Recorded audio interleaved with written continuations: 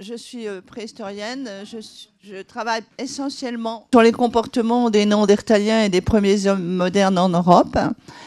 Ce que je vais essayer de vous montrer, c'est un petit peu mon parcours. Alors déjà, j'aurais deux choses à vous dire avant de commencer. C'est premièrement, moi, je ne fais pas d'archéologie du genre.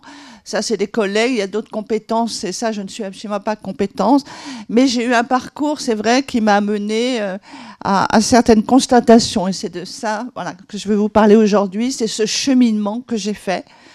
Cette relation à l'autre. Vous allez voir que je ne vais pas commencer par les femmes, mais l'autre, avec un grand A, me montrer ce cheminement. Et la deuxième chose, je voudrais vous dire que j'ai travaillé énormément en Europe centrale et en Europe orientale, notamment pendant 15 ans en Crimée. Vous voyez où je veux en venir. Et donc, c'est avec beaucoup d'émotion que je vous dis ça, mais nous sommes très peinés en ce moment, c'est un faible mot, mais en permanence, bien sûr, nous sommes en relation avec nos collègues ukrainiens, avec qui nous avons travaillé si longtemps. C'est terrible, c'est terrible. Voilà, il y a beaucoup de pertes, il y a beaucoup de pertes humaines, hein. Des personnes qu'on connaissait, notamment une jeune fille qui vient d'être tuée sur le front de l'Est, qui était avec nous, et son père dirigeait une fouille avec nous. Enfin bref, voilà, simplement une petite pensée pour eux. Je sais que c'est pas le sujet, mais je pense que c'est très important. Voilà, une petite pensée pour ces collègues qui sont dans la souffrance. Et que nous avions un gros programme, pardon, vous voyez, je suis un peu émue, un gros programme aussi avec toute cette région, la Moldavie, la Géorgie, donc voilà, hein, tout est arrêté puisque nous ne pouvons plus non plus travailler en Géorgie, ni en Moldavie, c'est un peu compliqué. Enfin voilà, donc c'est ça aussi la recherche, parce qu'on fait beaucoup des recherches de terrain, et malheureusement, ben voilà, il y a ces circonstances, et il y a d'autres pays, hein, bien sûr, où c'est aussi un peu dramatique. Alors revenons à notre sujet. Donc je vais vous montrer, c'est un peu peut-être particulier ce que la façon dont j'ai abordé, mais c'est vraiment pour vous montrer mon cheminement en tant que scientifique. Donc moi j'ai fait mes études dans les années 80. Et c'est vrai que en fin de compte, dans ces années-là, si vous voulez, il n'y avait pas tellement de questionnements par rapport justement aux femmes, la place des femmes et tout. On ne s'interrogeait pas beaucoup, en tout cas. Il y avait très peu de questionnements en préhistoire. Parce que là, ce qui est aussi important à souligner au départ, c'est que je me suis aperçue en discutant avec des collègues que c'est un peu différent pour les périodes très anciennes comme la préhistoire par rapport à l'archéologie plus récente, hein. C'est-à-dire en proto-histoire et en antiquité, évidemment, tout ça, c'est un peu différent. Alors voilà, donc là je vous montre peut-être certains qui ont vu l'exposition de Néandertal au musée de l'Homme. Ça c'était la fin Kinga, c'est une petite néandertalienne qui a été reconstituée à partir d'un squelette qu'on a trouvé à Gibraltar. Et donc voilà, j'ai voulu elle dire au revoir, si j'ose dire, aux visiteurs. Et il y avait un clin d'œil déjà, bon. Elle était déjà habillée par Agnès B, c'est quand même chic pour une néandertalienne, mais surtout, elle tenait dans la main, là c'est une photo que j'ai prise à l'atelier d'Elisabeth Dines, mais elle tenait dans la main Cosette. Bon, vous voyez, c'était déjà un petit clin d'œil. Alors, j'espère que je ne vais pas faire de sottises. Oui, alors, donc, voilà, mon cheminement, ça a été plutôt, parce que j'ai tout de suite travaillé pour ma thèse sur les Néandertaliens, ça a été plutôt de me rendre compte au fil de mes recherches qu'il y avait justement des constructions de l'image de l'autre lointain dans le temps, hein, le préhistorique, et lointain aussi dans l'espace, ce que j'appelle, entre guillemets, le sauvage. Et tout ça m'a intéressé de voir comment, en fin de compte, ces images s'étaient construites, et je me suis aperçue qu'il y avait c'est ça un peu la caractéristique aussi de la préhistoire, mais peut-être d'autres disciplines, mais surtout la préhistoire, il y a beaucoup d'imaginaire. Et donc, je me suis aperçue qu'il y avait aussi tout un imaginaire qui avait véhiculé des présupposés, des préjugés, et qui était très, très fort. Il n'y avait pas que l'aspect savant. Ça avait été aussi beaucoup pris par ce côté de l'imaginaire. Et évidemment, pour la femme, on va en reparler un petit peu, c'était vraiment quelque chose avec plein d'archétypes, plein de présupposés, pardon. Donc voilà, mon premier travail a été justement de regarder cette comparaison qu'on faisait justement très souvent entre c'est-à-dire les peuples autochtones, les aborigènes, etc., d'Australie, les Indiens d'Amazonie, les Sains du Kalahari que je connais, je vais vous en parler parce que j'ai vécu avec eux. On faisait beaucoup comme ça de comparaison avec les humains préhistoriques. Et que très souvent, pendant très longtemps, en tout cas, c'était dévalorisant pour l'un comme pour l'autre. Donc, et c'était, pour moi, ça m'a vraiment déjà permis de constater qu'il y avait vraiment, même dans nos disciplines, enfin, je dis pas même, dans nos disciplines, il y avait vraiment des constructions. Il y avait vraiment des choses qui reposaient pas sur la science, pas sur l'archéologie, mais vraiment sur des présupposés et qui étaient, à mon avis, donc à regarder et à travailler sur ces sujets. Donc notamment, il y avait très rapidement, hein, j'ai vu qu'il y avait ce double regard qu'on a retrouvé en préhistoire, puisque pour inférioriser les Néandertaliens, par exemple, c'est quelque chose qu'on a repris. Comme on voulait les inférioriser par rapport aux sapiens, on a dit ils étaient cannibales, par exemple. Vous voyez, il y avait ça, puis il y avait la couleur de peau. Hein. C'est-à-dire que les Néandertaliens, ils sont une souche européenne. Ils ont vécu beaucoup en Europe, même s'il y a eu quelques groupes qui sont partis au Proche-Orient, mais il y avait beaucoup en Europe, donc c'était des peaux claires. Mais on les représentait toujours basanés, et les sapiens, à l'inverse, alors qu'ils venaient du Proche-Orient, on les a toujours représentés blanc, blanc, blanc. Bon, maintenant, avec l'ADN, on sait que c'est pas le cas. Mais vous voyez, tous ces présupposés et tout reviennent sur ça, cette caractéristique. On comparait justement ces peuples anciens, leurs outils et tout, avec les outils. Donc des préhistoriques, les moustériens, c'était les aborigènes d'Australie faisaient du moustérien, ou bien les Néandertaliens qui faisaient le moustérien étaient comparés donc à ces aborigènes. Donc vous voyez, ça m'a vraiment au départ vraiment frappé, et ça m'a tout de suite, j'ai fait ce gros travail de recherche sur ce 19e siècle après, qui a continué à véhiculer tous ces aspects. La deuxième chose aussi que je me suis aperçue, un concept qui était extrêmement dangereux. C'était le concept, c'est pas tellement la classification ou la catégorisation, c'était la hiérarchisation. C'est-à-dire que nous, scientifiques, évidemment, surtout dans les sciences naturelles et puis dans la géologie, moi je suis une formation de géologue, j'ai fait des études de géologie, on avait ces notions de catégoriser, mais le drame, c'est qu'on a hiérarchisé. Alors là, je vous ai mis un exemple qui actuellement est aussi d'actualité, qui est remis en question, hein, cette notion du spécisme et de l'antispécisme. Eh bien, ça repose sur la fin du XVIIIe, avec notamment cette grande classification de Linné en particulier, mais d'autres, qui ont en fin de compte fait ces grandes, là aussi, une hiérarchisation des plus inférieurs, les vers de terre, jusqu'au plus haut. Puis à l'époque, évidemment, c'était l'homme tout en haut, mais surtout au-dessus, il y avait les archanges. Hein, vous voyez, bon. Mais toujours est-il que ça, c'est très fort. C'est quelque chose là aussi qui va influencer sur justement la préhistoire et l'archéologie. Cette hiérarchisation, ce besoin de hiérarchiser.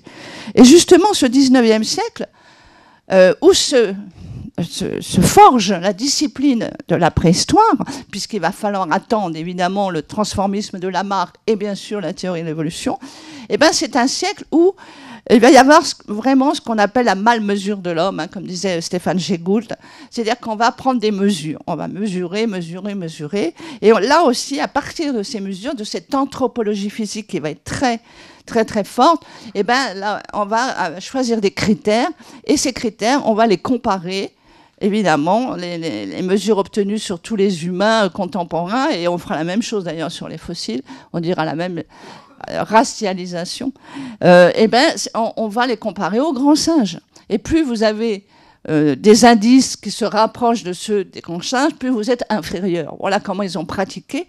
Donc les inférieurs des inférieurs, hein, bien sûr, c'était les aborigènes. Et puis tout en haut, donc c'était l'homme, bien sûr, blanc, occidental. Et pour Francis Galton, le père de l'eugénisme, anglais. Mais bon. Donc, évidemment, ça va être très fort, ça va jouer beaucoup sur notre discipline à l'origine. Et on constate, dans tous les textes que j'ai pu lire de ces périodes-là, sur les anthropologues physiques de l'époque et tout, on a évidemment cette classification, cette hiérarchisation. Et dans chaque catégorie, il y a plus inférieur que l'homme, c'est sa femme. Dans chacune des catégories. Voilà.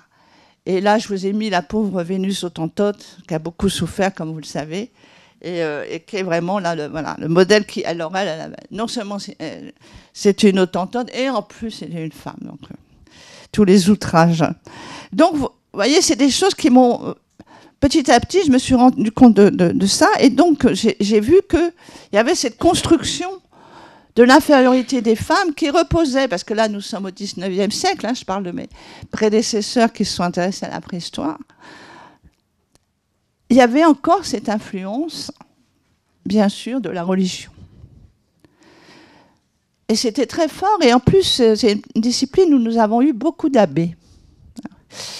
Et donc, il y avait encore cette influence. C'est ce que j'ai appelé, parce que dans mon livre, justement, je mets des extraits, hein, des verbatims, de toutes les religions, tous les textes sacrés, des pères de l'Église aussi, tous les textes des pères de l'Église, eh ben, la femme est infériorisée. La femme est toujours inférieure à l'homme, elle est toujours, en plus, c'est écrit subordonné. Donc, évidemment, c'est quelque chose qui est ce que j'ai appelé infériorité par ordre divin. Mais, comme je viens de vous le dire, il y a aussi ce qui va se lier, ce qui va amplifier, si j'ose dire, cette position d'infériorité des femmes, c'est qu'il va y avoir cette anthropologie qui va être terrible.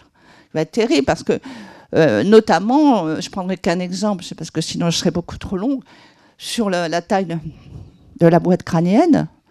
Donc, ils ont fait des sauts en disant boîte crânienne plus grande, cerveau plus grande intelligence. Et sans tenir compte, en plus de la masse corporelle, etc., ils ont fait des biais scientifiques terribles, mais toujours est-il que forcément, et dans leur moyenne, les femmes avaient toujours un plus petit cerveau, donc forcément moins intelligentes. C'est un seul exemple, mais il y en a d'autres, hein, hystériques, etc. Enfin bref. Donc ça, c'est important. Ah oui, parce que quand même, pour vous dire que Cabanis, et ça joue sur peut-être certains l'ont pensé des préhistoriens du 19e, c'est qu'en fin de compte, ils ont dit, Cabanis, que les femmes n'avaient pas l'esprit créatif. Alors pas créatif au sens de faire la petite peinture, non, créatif d'inventer. Donc c'est lourd, hein, on n'est pas capable d'inventer. Donc voilà, donc les premiers préhistoriens, ils baignaient dans ce 19e siècle. Ils baignaient complètement. Quand ils allaient, en plus c'était tous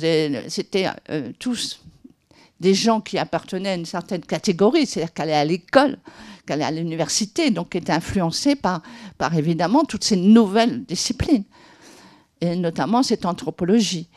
Et à cette époque, en fin de compte, au 19e et jusqu'au tout début 20e siècle, il n'y a pas vraiment de profession préhistorien. Ce n'est pas une profession. Ce sont des amateurs éclairés qui ont fait même des grandes choses, peut-être, mais des grandes fouilles.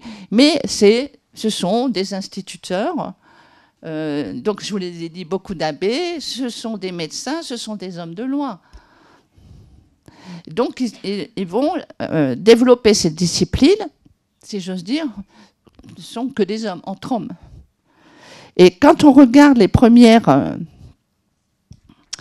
ici, les premières photos qui vous montrent les premiers congrès, ben, c'est chercher les femmes. Hein. Alors, quand vous voyez des femmes avec des beaux chapeaux, il ne faut pas vous affoler, c'est la femme de... Hein. Mais voilà, ce sont que des hommes. Donc, si vous voulez, pendant, on va dire, 70 ans, il y a en préhistoire, en tout cas, il n'y a quasiment que des femmes. Pardon, que des hommes. Vous voyez, c'est moi qui m'enthousiasme. Que des hommes. Et les femmes, c'est ça que je voulais dire. Et en fin de compte, les femmes ne sont pas du tout dans ce début du développement de cette discipline de la préhistoire. Alors forcément, ce 19e siècle, aussi, la préhistoire, c'est occidental. C'est l'Europe occidentale. Donc c'est une société patriarcale. Et de ce fait, là aussi, ça va beaucoup jouer, ça va beaucoup influencer. Quand on va reconstituer, évidemment, le mode de vie de ces humains préhistoriques, voilà, on va faire ces tableaux, hein, avec le papa, la maman, les enfants. Et puis aussi, surtout, toujours, dans toutes les représentations que nous avons, nous allons avoir évidemment, l'homme toujours supérieur, soit en taille, enfin au-dessus de la femme qui est assise, ou bien la femme est en arrière-plan. Elle n'est jamais sujet. Pendant très longtemps, dans l'art, jusqu'à même milieu du XXe siècle, elle n'est jamais sujet. Hein. Donc ça, c'est aussi très très fort. Et donc c'est l'influence de ces conditions, si j'ose dire, de la naissance de la préhistoire et du développement de la préhistoire. Alors, une autre chose aussi qui a beaucoup, évidemment, influé, c'est sur cette théorie de quelqu'un ici bien connu, de Gabriel de Mortillet, qui a vraiment, c'est devenu un paradigme, même son concept, de cette évolution progressive et unilinéaire de l'évolution. Et donc, ça a été terrible, parce que ça veut dire quoi? Ça veut dire que tout ce qui est ancien est archaïque et primitif, est inférieur à tout ce qui est au-dessus. Voilà, c'est cette espèce de vision. Et pour la préhistoire, évidemment, plus les couches anciennes, plus c'est primitif, plus c'est moins civilisé, comme on disait au 19e. Donc ça va être très très fort. Et ça va marquer, et encore maintenant, donc on aura, je ne vais pas vous parler la querelle avec la Bebrel et tout ça, tout ce qu'il y a eu autour de l'Aurignacien, parce que ce n'est pas le sujet. Mais bon, ça va aller très loin, on va même enlever des cultures, parce que ça ne rentre pas dans le schéma.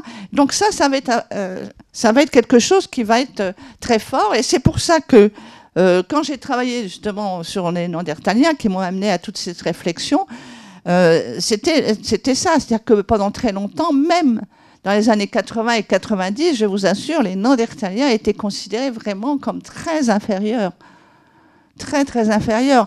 Donc, c'était vraiment des êtres primitifs, des brutes. Bon, là, je vous ai mis quelques représentations. Ça fait peur quand même. Hein. Je veux dire, c'est vraiment, quand on voit ça, on se dit, là, il y a quand même une vision extrêmement négative. Et en plus, souvent, c'était associé l'artiste avec un préhistorien, comme ici, Mascret et Ruteau, hein, les Belges. Donc, vous voyez un peu comment il a représenté Néandertal. Enfin, et la même chose de la chapelle aux Saints, qui avait été découvert donc en 1908. Regardez comment il est représenté par Kupka. Je veux dire, c'est quand même quelque chose qui vraiment montre comment on pouvait considérer ces anciens humains. Donc, vraiment, c'est quelque chose qui, à mon avis, était un peu dans la façon de voir les choses, c'est cette hiérarchisation. Voilà. Et donc, revenons aux femmes. Alors là, évidemment, c'est ce que je vous disais, dans tout le côté imaginaire, bon, c'est vraiment quelque chose, une vision complètement romanesque déjà de la préhistoire, avec plein d'archétypes qui sont complètement faux. Représentés, encore maintenant, on avait fait un micro-trottoir pour l'exposition de Néandertal, quand on voyait les réponses, on demandait aux gens qu'est-ce que c'est un homme préhistorique, un humain préhistorique. Alors là, je peux vous dire qu'on en a vu de tout. Hein. Bon. Et c'était quelque chose qui était important, c'est récent, en 2018. Et vraiment, c'est quelque chose qui est resté. Et cette vision, justement, de la préhistoire, où, en fin de compte, voilà, les femmes sont toujours, comme je vous ai dit tout à l'heure, en arrière-plan. Elles attendent toujours leurs grands chasseurs. Elles sont toujours accompagnées de leurs enfants. C'est les seules activités représentées à ces périodes-là, jusqu'à, on va dire, vraiment au milieu du XXe siècle. Les hommes, par contre, sont bien sûr des grands chasseurs. Ils ont peur de rien. Ils s'attaquent à des rhinocéros laineux, comme ça, vous voyez. Bon. Et c'est Avatar, hein, regardez, c'est Burian, c'est pas très vieux, mais c'est vraiment la vision de l'époque. Et là, les femmes, en fin de compte, sont quasiment invisibles. Elles sont invisibles, ou quand elles sont visibles, voilà. Donc, elles sont enlevées, on se bat pour elles. Enfin, c'est vraiment dans une vision extrêmement négative et infériorisante de la position des femmes. Elles n'ont pas de rôle, en fin de compte. Et ça, c'est très, très fort. C'est pour ça que quand on voit tous les premiers écrits, les premiers articles et tout, voilà, pour tout le monde, ceux qui taillent les outils, ce sont les hommes. Ceux qui peignent, ce sont les hommes. Ceux qui chassent, ce sont les hommes. Bref, voilà, des fois un peu agacée, je dis oui, j'étais là pour balayer la grotte, quoi. Donc c'est vraiment quelque chose qui revient systématiquement. Et pendant très longtemps, ça va durer. Et bien sûr, sans parler des livres où là, on retrouve ça dans le roman préhistorique, hein, qui apparaît à peu près vers 1886, ben, on retrouve la même chose. Hein. Il n'y a pas de héroïne. Hein, c'est toujours... voilà. Et Raon, c'est quand même aussi un grand personnage. Et justement, quand vous voyez la représentation de Raon, ce blond arien, et j'ai eu la chance de rencontrer dans des salons du livre André Chéret, je lui ai dit, mais quand même, il faudrait revoir un petit peu cette question, parce que ce blond arien... voilà, c'est peut-être pas un représentant vraiment des sapiens de l'époque. Et je lui avais dit aussi, surtout les Néandertaliens, franchement, tu m'en as fait des singes, quoi. Alors il m'a dit oui, mais bon, je savais pas. Il m'a dit, je te promets, je vais faire attention. Et voilà. Donc c'est un de ses derniers ouvrages sur une Néandertalienne. Voilà. Alors là, il m'a fait carrément. Il s'est inspiré probablement de Raquel Welch. Alors là, la néandertalienne, alors Raon tombe évidemment fou amoureux de cette néandertalienne. Donc, de Saint-Césaire, une des dernières datée de 36 000 ans. Voilà, donc là, on est tombé dans l'autre cliché. Hein. Il va falloir attendre donc la saga est là pour que les femmes dans la préhistoire aient un rôle majeur et soient même l'héroïne.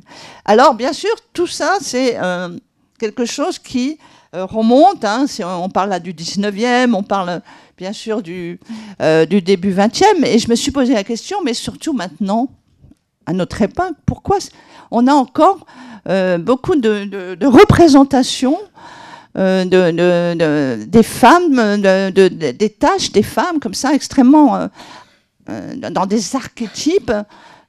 Pourquoi ça perdure en fin de compte? Pourquoi on entend toujours les femmes à la cueillette, les hommes à la chasse, les femmes à la maison, qui s'occupent du feu, qui travaillent les pots, etc. Donc je me suis interrogée en disant, mais pourquoi ça dure?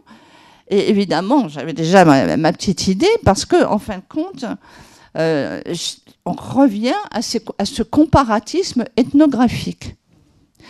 Donc le comparatisme ethnographique est extrêmement utilisé, surtout qu'il a pris du poil de la bête, si j'ose dire, dans les années 70-80. Et là, vraiment, on a eu, même en préhistoire, on a vu arriver des Américains qui étaient très pour ce comparatisme. Je pense à Binford, par exemple, qui comparait beaucoup avec les Inuits, etc. Donc, il y avait cette espèce de volonté d'aller voir, soit vraiment sur le terrain, soit dans les ouvrages, ce qui se passait sur justement la position des femmes, le rôle des femmes dans ces sociétés, ces dernières sociétés de peuples chasseurs-cueilleurs, nomades. Et donc, c'était vraiment quelque chose qui était dans l'esprit. Et j'avais eu la chance de pouvoir partir, parce que je travaillais beaucoup, enfin je suis archéologue dans la préhistoire, vous savez, il y a des spécialités à l'intérieur. Moi je suis archéologue, donc je travaille sur les restes d'animaux, j'essaie de les faire parler pour retrouver les chasses, l'exploitation, les relations avec l'homme, les humains. Et donc j'avais été pour voir sur le terrain, pour chasser avec eux, etc. Donc j'ai vécu chez les San du Kalahari, les Kun, donc au Botswana. Pendant 3 mois, j'ai été voir. Et donc, j'ai appris beaucoup. J'ai appris surtout que c'était des peuples, enfin, je dis des parce que je pense que ce n'est pas que ces peuples-là, des peuples qui avaient un grand savoir. La cosmogonie énorme, des contes, des légendes, enfin, plein de choses, que ce n'était pas, là aussi, les primitives qu'on imaginait et tout, parce qu'ils n'avaient pas d'écriture. On me l'a dit. Hein. On m'a dit, oh, ben, ils n'ont pas d'écriture quand même. Bon. Pardon. Et donc, voilà, moi, j'ai été voir avec eux toutes leurs activités, donc ça me paraissait important. Et j'ai repensé que tous leurs objets étaient exposés, là aussi, au début du XXe siècle et encore après même les années 50, étaient exposés, donc souvent, comme au musée de l'homme, par exemple, on avait à la fois, bien sûr, ce qu'on appelait les primitives et les préhistoriques. Donc leurs objets, vous voyez, étaient comparés. Donc ça revenait, c'était quelque chose qui était très tendance. Alors ces études faites par pas mal de collègues, de regarder un petit peu ce qui se passait. Et alors ils ont tiré, notamment, que vous connaissez sûrement, un ethnologue qui a beaucoup fait pour la préhistoire, enfin fait, je ne suis pas sûre que ça soit forcément tout son travail soit positif, mais en tout cas a fait une espèce de synthèse en disant oui, en fin de compte, chez ces peuples-là, on constate que les femmes font telle activité, là je vous les ai mis. Alors quand on dit que les femmes travaillent les matières souples, ça évite de dire qu'elles peuvent tailler des outils en pierre, hein. Des outils en os aussi. Donc voilà, il y avait une espèce de schématisation, d'essentialisation, de généralisation. Parce que, évidemment, je vous montre le côté masculin, évidemment, parce que, deux remarques. La préhistoire, ça n'existe pas. Ce sont des sociétés préhistoriques. C'est sur des centaines de milliers d'années. Donc, quand on parle d'une femme préhistorique ou d'un homme préhistorique, on parle de quoi? On parle il y a 1 million d'années, 400 000 ans, 30 000 ans, en France, en Chine. Donc, vous voyez ce que je veux dire? C'est-à-dire qu'il y a plein de sociétés très différentes. Donc, déjà, de vouloir faire une espèce d'archétype comme ça d'une société préhistorique, ça n'a pas de sens. Et plus j'ai travaillé, là, j'ai étudié beaucoup de sites dans ma carrière, plus de 300. Et franchement, c'est dans les Néandertaliens et les premiers hommes modernes, et franchement, c'est tout différent. Chaque site est presque, on peut dire, est différent d'un autre. Bien sûr, il y a des points communs. Mais ce que je veux dire par là, c'est que c'est très important d'avoir ça en mémoire. Et ensuite, c'est la même chose. C'est la même chose pour ces sociétés, ces dernières sociétés de chasseurs-cueilleurs. Surtout qu'il y a beaucoup qui ont disparu et tout, donc certains s'appuient sur des vieux articles d'ethnologues. Bon, voilà, c'est toujours pareil, ces ethnologues étaient très souvent un regard donc d'occidentaux, souvent masculins. Pendant très longtemps, les ethnologues là aussi étaient surtout masculins. Donc, évidemment, le regard porté, on le sait très bien. Hein, maintenant, il faut lire les articles et les livres de Philippe Descola. On sait très bien qu'il faut faire attention. Hein. Il y a des mauvaises interprétations. Parce que nous sommes avec notre société à nous, notre histoire à nous. Donc, là aussi, je pense que c'était quelque chose, au niveau scientifique, pour moi, me gêne beaucoup. Et donc, je fais partie de ces personnes qui, autant pour les gestes techniques, autant pour les savoirs techniques, c'est-à-dire, c'est vrai qu'il y a moi, quand je les ai vus tailler un arc, une pointe de flèche, etc. Là, ça apprend beaucoup parce que nous, on ne travaille plus la pierre, on ne travaille plus le bois comme ça. Enfin bref, les gestes techniques, ça ne me gêne pas.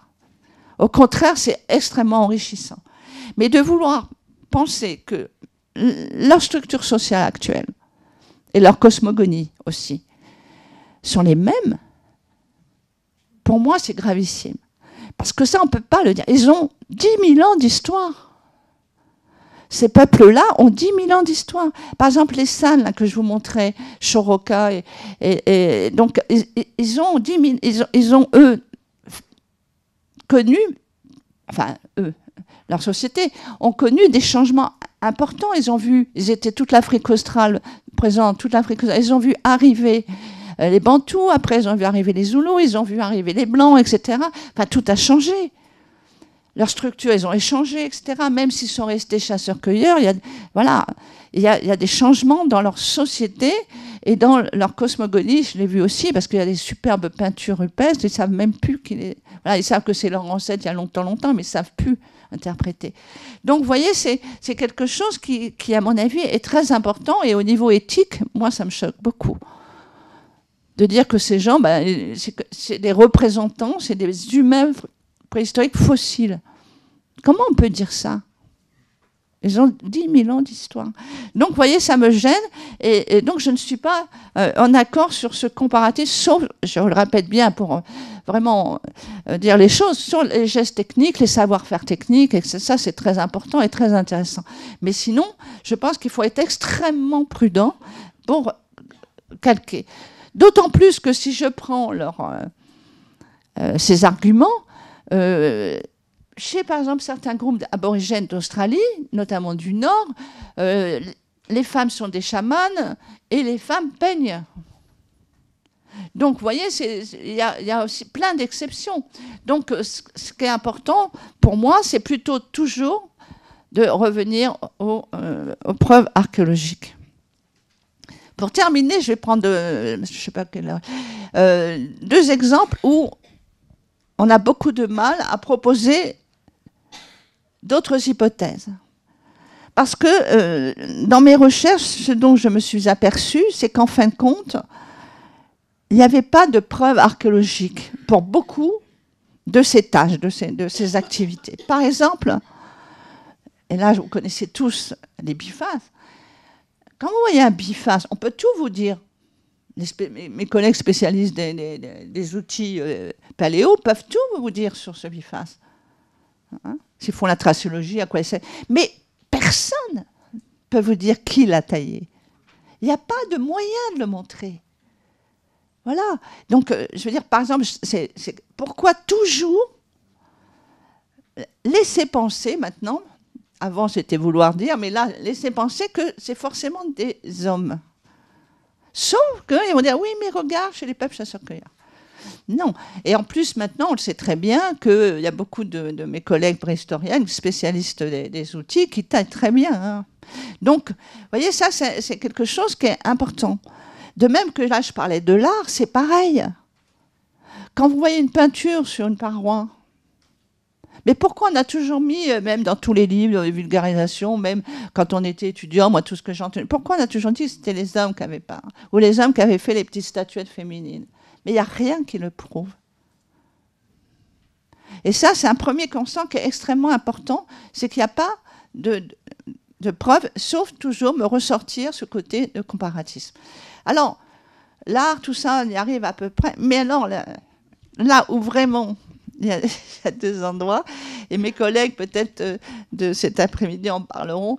Il y a 2 choses où là, c'est très difficile, c'est la chasse. Je ne sais pas pourquoi.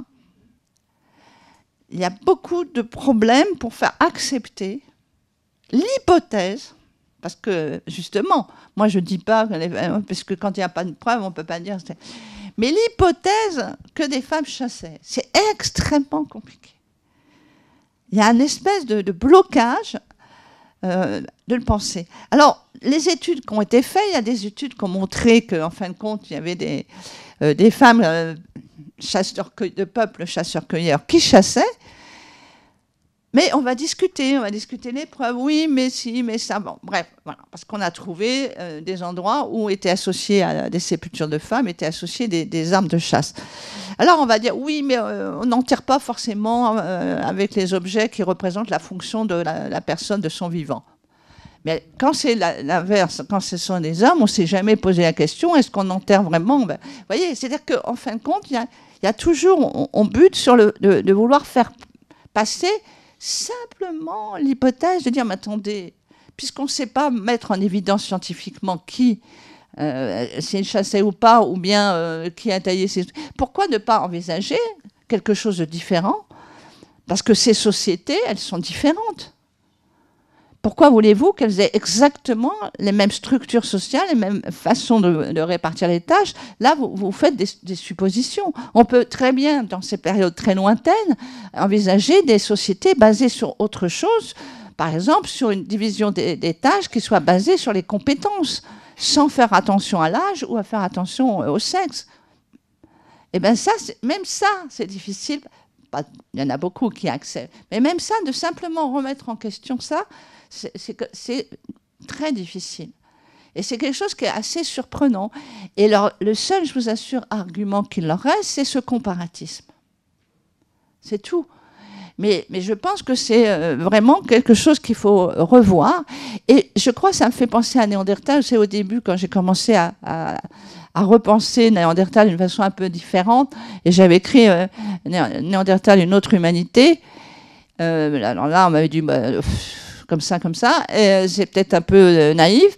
Et maintenant, on voit très bien que quand on a ouvert le champ des possibles, eh ben, on a fait des recherches, on a montré, etc. On a trouvé, parce qu'on ne trouve que ce qu'on cherche.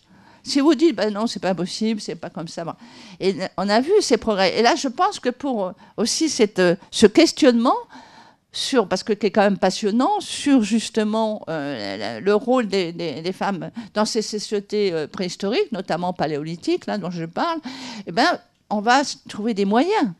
Et on commence déjà avec l'ADN ancien, on commence à avoir des choses intéressantes. On commence à pouvoir faire sur des groupes, voir des groupes, si c'était la même famille, si les femmes venaient de loin ou pas, etc. On commence.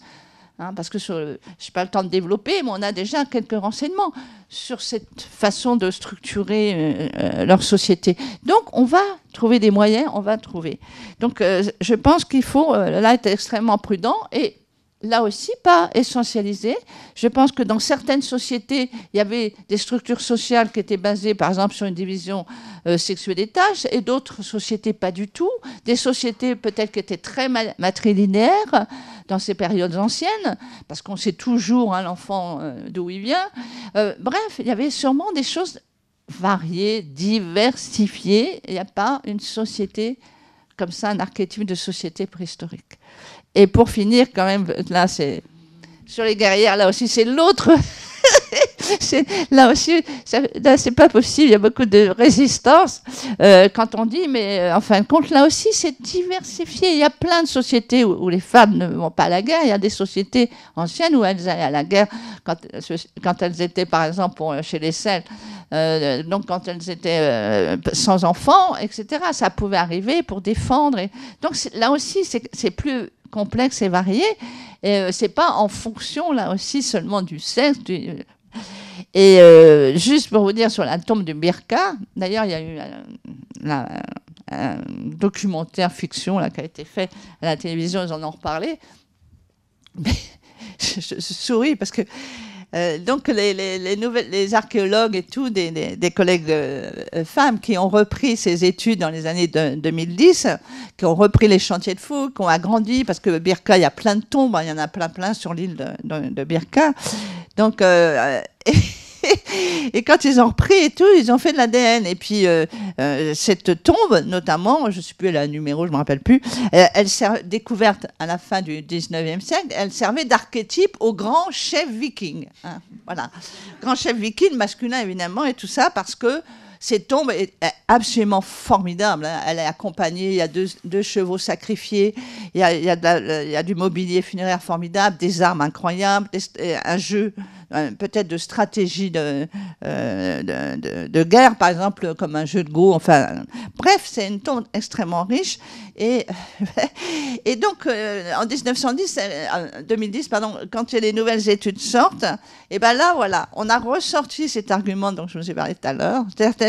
Oui, mais alors, quand même, peut-être qu'en fin de compte, toutes ces armes, tout ce qui montre que ça serait un chef de guerre, c'est peut-être pas la fonction qu'elle avait de son vivant. Enfin, je trouve que c'est quand même, vous voyez, la mauvaise foi.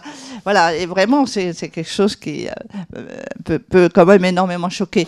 Voilà, donc ça, c'était quelques exemples que je voulais vous montrer. Et puis, bien sûr, je suis à votre disposition si vous avez des questions. Et je voudrais quand même finir sur ça. Je sais que c'est peut-être pas mais c'est important parce que je pense que là aussi, justement, si les femmes ont actuellement encore énormément de difficultés, dans certaines régions, en ce moment, on essaye de faire avancer les choses, mais enfin, on ne fait rien avancer, malheureusement, parce qu'on n'a pas beaucoup de moyens, mais de faire avancer les choses par rapport aux femmes afghanes et iraniennes. Donc, on sait très bien que, si vous voulez, là aussi, il y a beaucoup de positions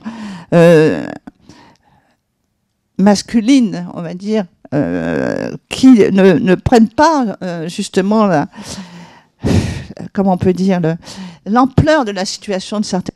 Je vous dis ça parce qu'on essaie de mobiliser beaucoup d'hommes politiques, etc. Enfin, je dis d'hommes parce que la plupart ce sont justement des hommes, et là, ce sont vis-à-vis des hommes. Donc, et tout ça parce que on en revient à ce que je disais tout à l'heure, ce concept qui est absolument détestable, qui a fait énormément souffrir, qui est le concept de hiérarchisation.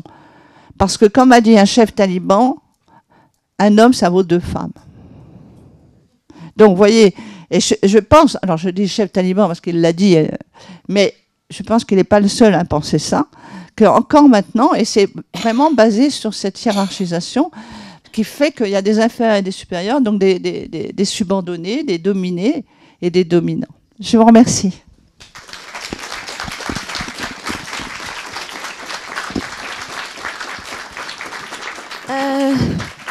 Du coup, plutôt que d'envisager une pause, s'il y a quelques questions avant d'enchaîner sur les interviews croisées, on a le temps de 1 ou 2 questions.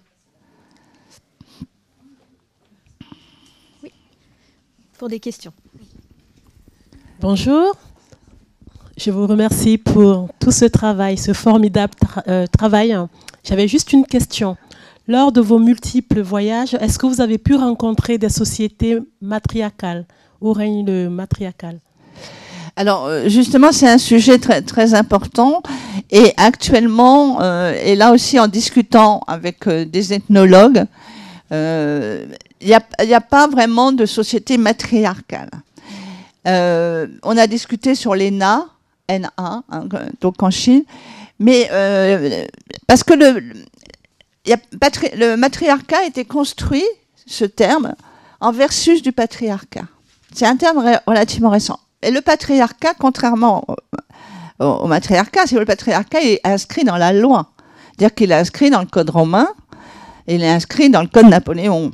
Hein. Donc, si vous voulez, c'est quelque chose qui est vraiment établi. Et, alors qu'on n'a pas ça, on n'a pas constaté donc, la même chose, la même domination donc, des femmes sur les hommes donc, dans ce matriarcat. Par contre, et ça, c'est quelque chose d'extrêmement important, et moi je pense que beaucoup de sociétés préhistoriques probablement, paléolithiques notamment, étaient probablement dans ce système, c'est-à-dire que c'est un système matrilinéaire. Il y en a eu beaucoup, beaucoup, beaucoup. On a minimisé tout ça, c'est pas vrai. Quand on se replonge, quand on revoit et tout, alors la différence c'est quoi? C'est qu'il n'y a pas une domination des femmes sur les hommes, c'est-à-dire qu'elles vont pas imposer comme ce qu'a fait l'homme, voilà, plein de choses.